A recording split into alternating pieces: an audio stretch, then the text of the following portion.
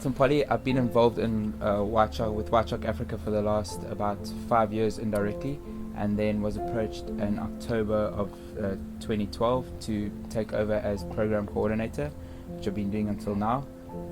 Loving it at the moment. I'm Gibbs Kuguru. I started off as an intern with White Shark Africa in June of 2012. Afterwards, Craig and Krista approached me, and we talked about possibly me coming back to manage the research for White Shark Africa and possibly do my own research project. So that's what I'm doing here right now. Mossel Bay is really, it's got a really nice protected bay, Seal Island right in the middle of it. And I think that's pretty much the reason why we have such a good tourist destination. It's we have also one of the most moderate climates in South Africa. There's a lot of different types of species of shark in Mossel Bay, but you'll also get fish, other kinds of fish, birds, mammals like whales, dolphins, seals, and tons of different kinds of macroinvertebrates like starfish and barnacles and whatnot. I don't think that sharks necessarily pose a direct threat to humankind, but I think we also need to understand how to treat them as wild animals, and that's exactly what they are. They're wild animals. You wouldn't go walking in the savannah dressed in black and white, looking like a zebra, and expect a lion not to chase you. In the same way, you wouldn't just swim out in the open ocean and expect not a shark to not come and bite you, give you a test bite. Oftentimes these bites are inquisitive type of behaviors that the shark displays to see what is it that's in its environment. What is it? Can I eat this thing? Is it friendly? Whatever. And oftentimes when they bite a human, they leave because they don't want to eat humans. However, those inquisitive bites are often fatal because they're just massive, attacks. I think that if people use the sea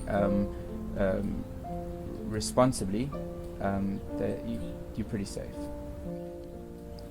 In my opinion, it's got to do a lot with the whole Jaws mentality. Obviously, Jaws was a very sensational type movie, and I think the effects of that are still being seen like today. People swimming in the sea often get that image of like a shark attacking them from the bottom, like you see so many times in Jaws. That's probably one of the main things.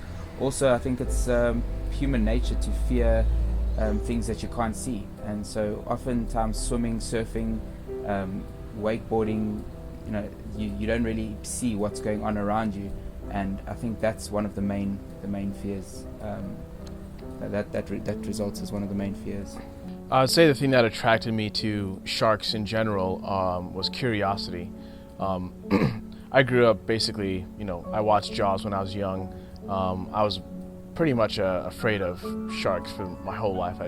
I would not swim too far out in the sea, just for fear of like having that one off chance that I'd be attacked.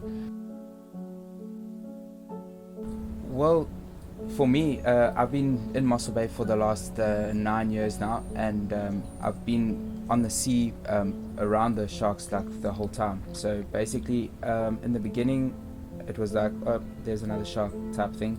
But slowly, as you see more and more of them, and you get opportunities to get into the water with them, just like the sheer size of them, really, that's what got me. It's like they're really, really beautiful creatures, and like you say, not a lot's been done to protect them up until now. So, I will say that my fear has probably changed to reverence now. I love seeing sharks, but I do understand that they can be dangerous animals.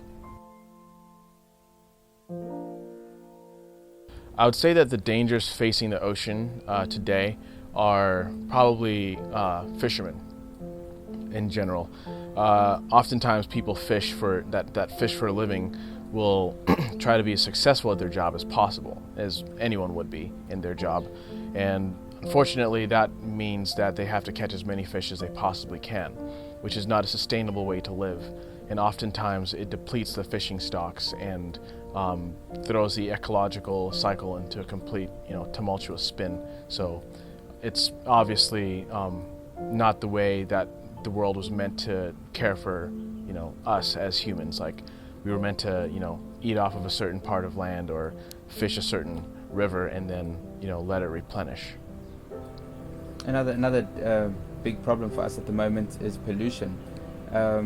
We often on our dives, other dives, excursions out of town, we'll see like a lot of litter on the reefs and stuff like that. Obviously, fishing lines is quite a big problem. That's definitely for me one of the big problems that we're facing now. I would say I'm not very optimistic about the future of the world's oceans. Basically, big business is not going to stop for conservation. It's been a battle for White Shark Africa and other conservation companies to push that. But I think people will only understand that as soon as we and it's not conservation just for the oceans. It's for all life. It's being exploited in terrestrial and marine life. Until we've burnt every tree and fished every fish out of the ocean, we realize that we can't actually eat money. Then that's all that's going to be left.